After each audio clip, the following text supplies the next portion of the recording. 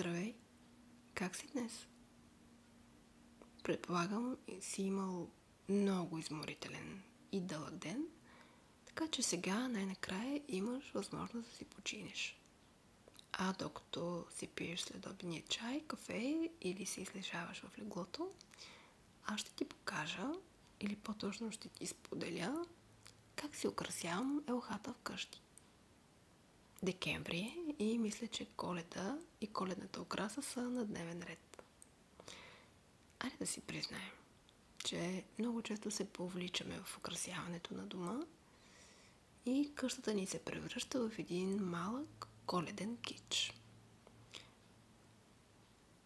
Аз гледам това да го избягвам и забелязах, че от година на година украсявам все по-малко и по-малко. Докато най-накрая цялата ми коледна украса се концентрира в коледното дръвче. За съжаление, то е изкуствено и това беше съзнателен избор. Защото, може би преди много години, преди 20, реших, че не искам заради моето коледно двуседмично увлечение да бъде убито дръвче. И си казах, че искам да запазя гората. Коледа не е на всяка цена. Коледа може да се празнува и с изкуствена елха. И се доверих на пластмасата. След това, когато започнаха да продават истински дръвчета, но посадени в саксия, тогава пък започнах да си мисля къде ще търся място подходящо, за да засадя това дърво. И отново си останах с изкуствената елха. Но искам да ви кажа, че нищо не може да се сравни с истинското дърво. Когато бях дете, баща ми за всяка Коледа купуваше дърво. Коледно дърво. И си спомням, че цялата стая миришеше на бор, на смола, на свежест. И точно това беше мириса на Коледа. Това създаваше много повече коледно настроение, отколкото играчките по елхата. И малко ми е тъжно, че моят син това не може да го усети, защото откакто се е родил, той горки знае само изкуствената елха. Тук грешката е моя, признавам си. Добре, когато говорим за коледни играчки, по стара българска традиция, те се съхраняват в кутия за обувки. И аз не правя изключение. Сега се сещам да ви кажа нещо. В нашето семейство майка ми въведе една такава традиция. Именно за всяка Коледа на дръвчето, макар и изкуствено, да има по една нова играчка. Моят избор за нова играчка е ето този малък снежен човек. А сега ще ви кажа защо майка ми въведе тази традиция у нас. Защото един вид по този начин си пожелаваме на следващата нова година да ни се случи нещо красиво, добро, макар и мъничко, каквато е една коледна играчка. Тази коледна играчка я купих съвсем случайно.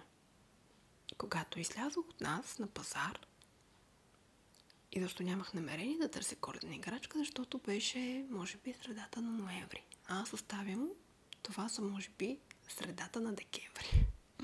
Последния момент. И така, влязох в кварталния супермаркет, за да купя хранителни продукти, а освен тях се върнах и с Снежко.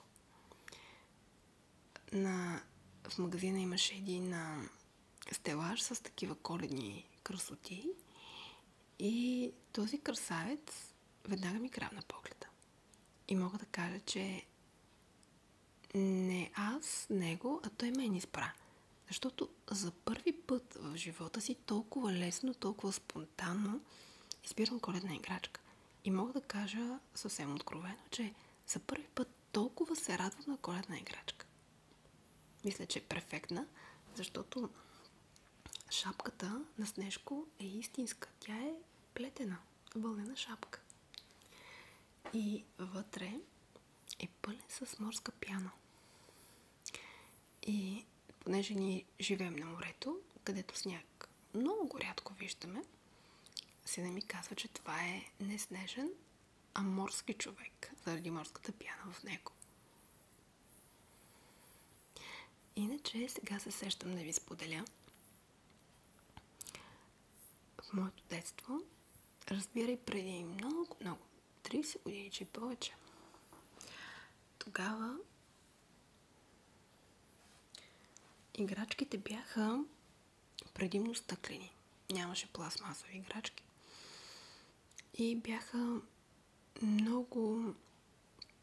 изработени от много тънко стъкло, много крехко, много чупливо. И трябваше много се внимава с тях, когато я закачаха по яхата. И доскоро си бях запасила една такава играчка, която беше като малък стъклен глобус, целия обилно покрит с брокат. Красота, изящество. И толкова много си я харесвах тази играчка, че с годините я пазех още повече и тя направо все едно гледах на нея като някакъв музеен експонат. Тя вече си имаше историческа стойност, нали? Няколко десетилетия. Но когато се роди сина ми, с играчката беше свършено. Сега отварям кутията, сложихме и капака този януари, на 23-та година. Вкъщи обикновено прибираме елхата на 8 януари, защото сина ми има имен ден на Иванов ден, 7 януари, и това ни е последната вечер с коледна украса у дома. След това я прибираме на 8 и един вид започва нашето двумесечно чакане на пролета.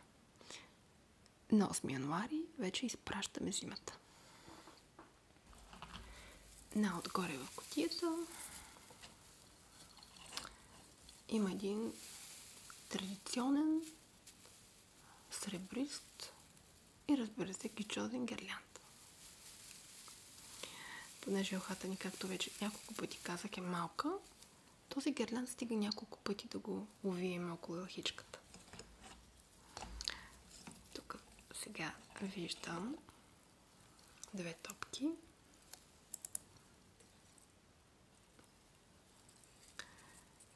Сребърно и синьо.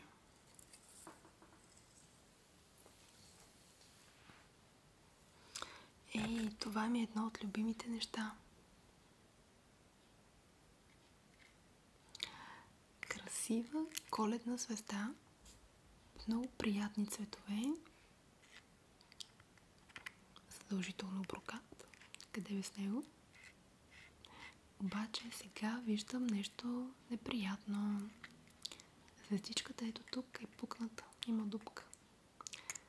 Не ми се иска, но май това ще бъде последната Коледа с нас.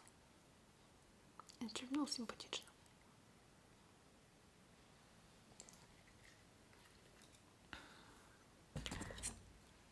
Следващата играчка си е направо аристократична. Бяла пластмасова топка, изрисувана с снежинки и има инкрустирани малки камъчета. Сребърна дръжка и панделка.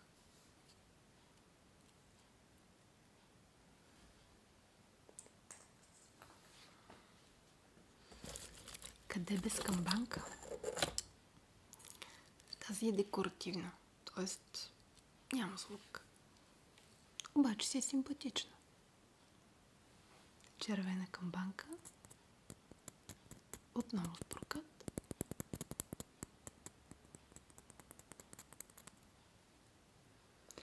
Я да видим по-нататък.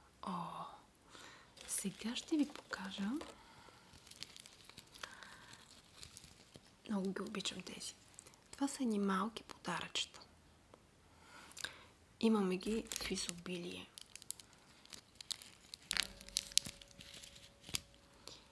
Може би имам поне 10 от тях. И ги закачаме в най-различни цветове са. Ето. Не знам дали добре се вижда. Цяла шепа с подаръчета. Много са симпатични. Имаме ги поне от 10 години. И изобщо не преувеличавам, като го казвам. Защото тези играчки на практика нямат разваляне.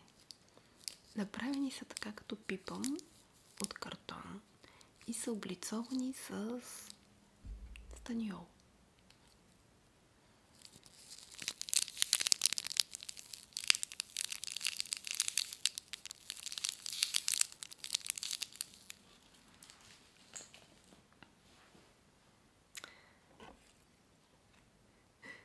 Това е някакво подобие на играчка. Нещо средно между снежинка и снежен човек. И мисля, че сина ми го правиха от детската градина. Не е традиционната коледна играчка, но и тя намира мястото си на елхата. Ето. Ей, страхотен глобус. Има изрисувана елха, ето тук.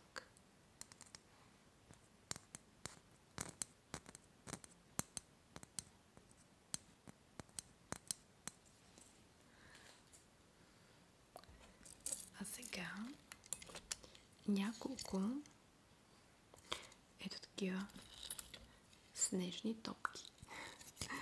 Те си направо, както обичам да казвам, аристократични. Сребро, камъни. Изискана работа. Така като гледам, имаме може би 5-6 от тях. Значи сме ги взели като комплект. А пък аз да ви призная, когато купувам нова играчка, винаги гледам да е единична. Един вид като уникат. Ага, а това е... Това ми прилича като дискотопка. Като тези, които са от дискотеките.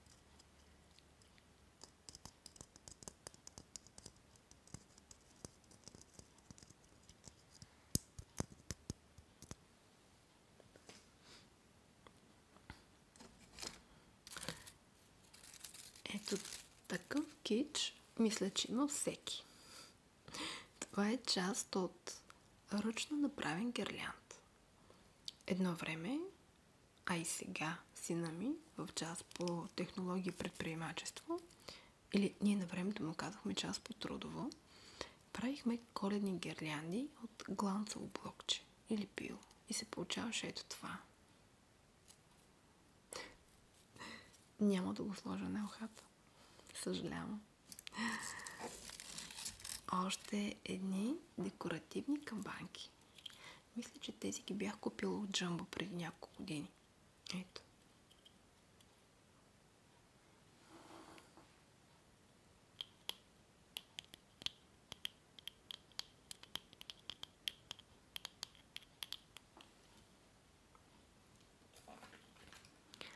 Я да видим нещо друго. О, ето това. Много симпатично. Истинска камбанка.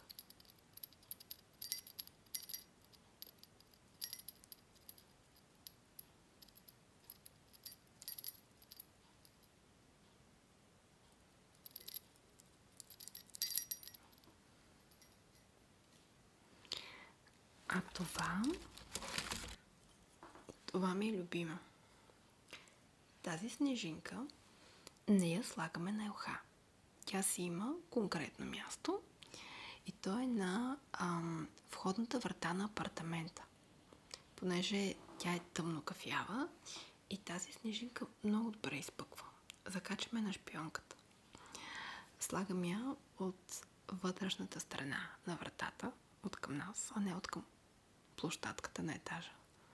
Защото не ми се иска някоя сутрин, като излизам и да ни я заваря. Имаме свестни съседи, но прекалено много се обичам и не искам да си развалям коледното настроение с липса.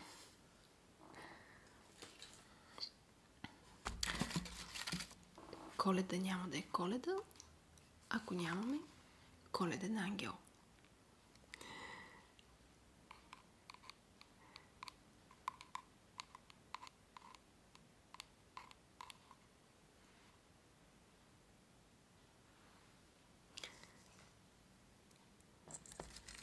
А тук, да, ето. Ето такива. Ето такива топки. Традиционни, познати. Обаче искам да ви кажа, че никога не ми омръзват подобен род играчки. Винаги ми се дават настроение, колкото и банални да са. Имаме един комплект от няколко такива дребосъци.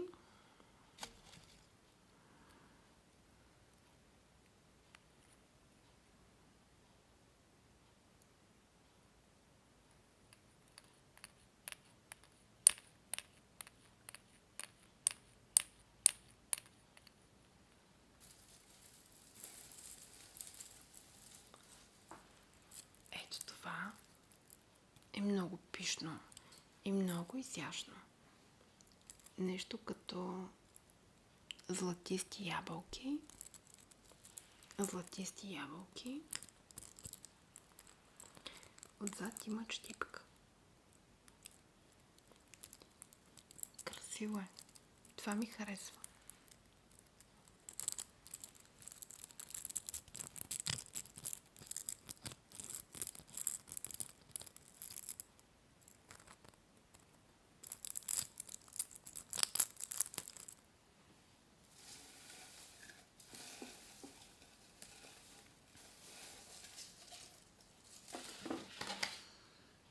Какво си намерих тук?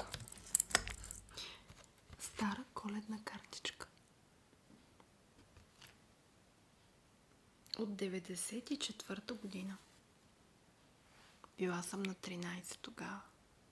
Коледна картичка. Ако знаете колко ми липсват тия неща с този интернет, който разваля всичко. Спомням си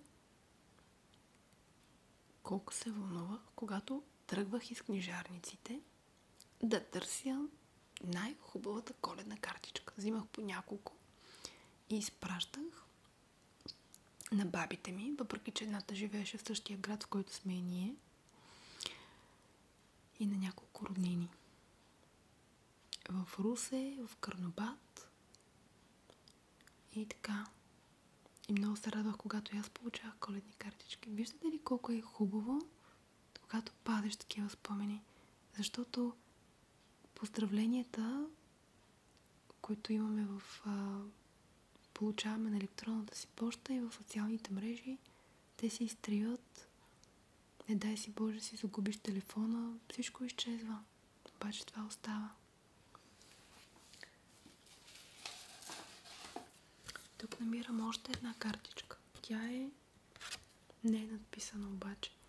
Щото не е надписана, отзад е празна, това означава, че аз съм я купила за някого или може би съм купила повече и тази просто е останала ненадписана. Няма да я изпращам, ще си я запазя, защото изглежда поне на 10 години. И ми напомня за минали коледи. Миналото винаги е много хубаво и не искам да се разделям с него, така че това ще си го запазя като спомен. Аз в някои отношения съм нещо като Плюшкин и обичам да си пазя различни вещи. Това остава за мен. Ето една играчка, която е сигурно на моите години, на 40+. Виждали ли сте такова нещо? Нещо средно между снежен човек и гуменочистач, ако трябва да съдя по шапката. Толкова е уръфан милия. Направо изглежда като изтормозен, все едно е ветеран. Нищо чудно, той е изкарал много коледи. Поне 40. Много е красив. Много си го харесвам. И понеже не е от стъкло, е оцелял, сина ми не му е видял сметката.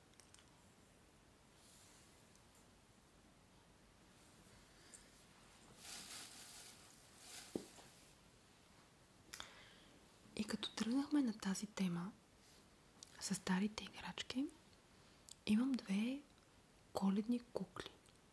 Точно така, коледни. Слагахме ги под елхата. Когато баща ми купеше истинското дръвче, слагахме го на специална поставка, а около поставката, за да я скрием, а и до някъде да създадем впечатлението за току-що натрупал пресен сняг, слагахме обилно памук в основата на елхичката. А до нея, освен подаръците, слагахме една такава снежанка. Искам да ви кажа, тази кукла, значи аз съм на 40 и нещо, тая кукла може би имам, когато съм била на 5-6 години. Това е снежанка ветеран. Опърпана е, косата и горката не прилича на нищо.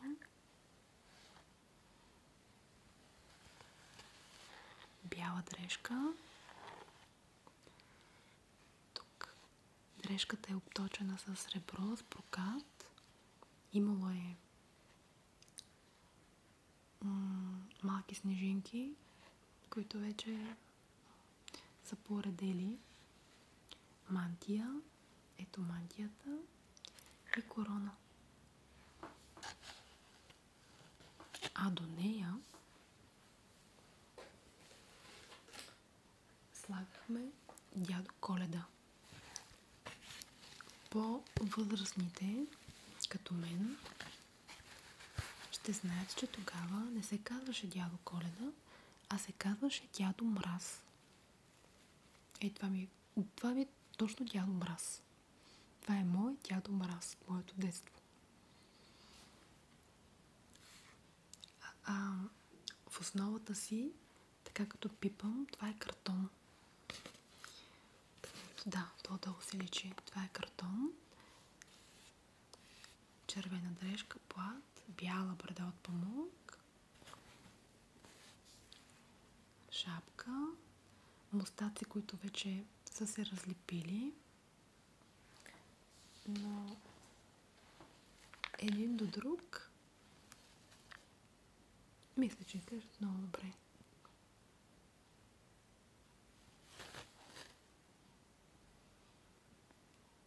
Много са хубави детските спомени, особено коледните.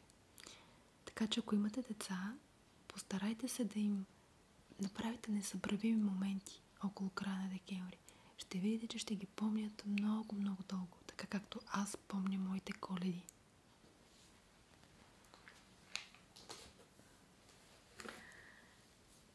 И когато ви казах, че единствената ми коледна украса е изкуственото дръвче, май малко излагах.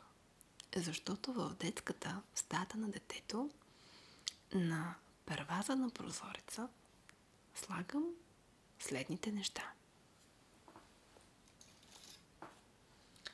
Това е една къщичка от дърво. Вътре има лампичка. Ето батериите, но те вече, лампичката не работи. И когато сина ми беше по-малък, му казвах, че това е нашата горска зимна хижа. Той много се радваше и най-вероятно ми е вярвал, като всяко дете.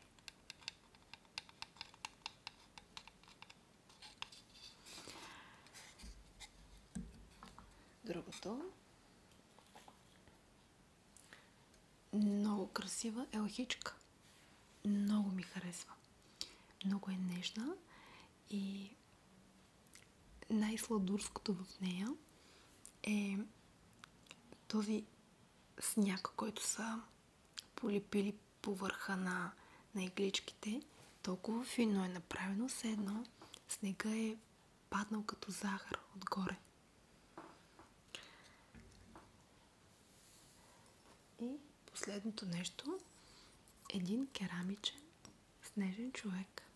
Ето го. И подреждам ги ето така.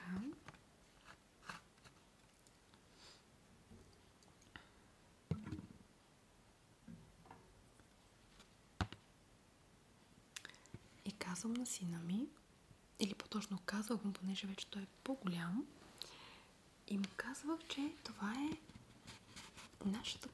нашата зимна приказка.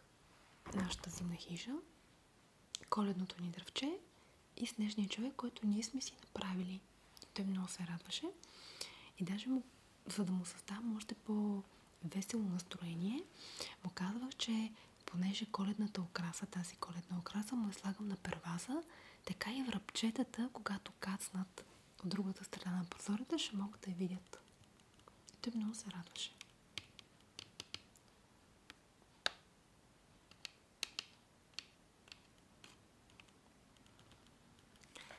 Ами, май това. Моята коледна украса, коледните ми играчки се изчерпват до тази кутия за обувки. Както видяхте, вътре има и някои стари неща. Всяка година задължително купуваме по нещо ново. И така гледаме да си създадем коледни традиции, коледно настроение и всичко да бъде много щастливо. А сега ти пожелавам пълноценна почивка. Наспи се, защото утре те очаква нов ден. Слънцето отново ще изгрее. Независимо дали вали сняг или дъжд, слънцето винаги изгрява. А сега, лека нощ и до скоро!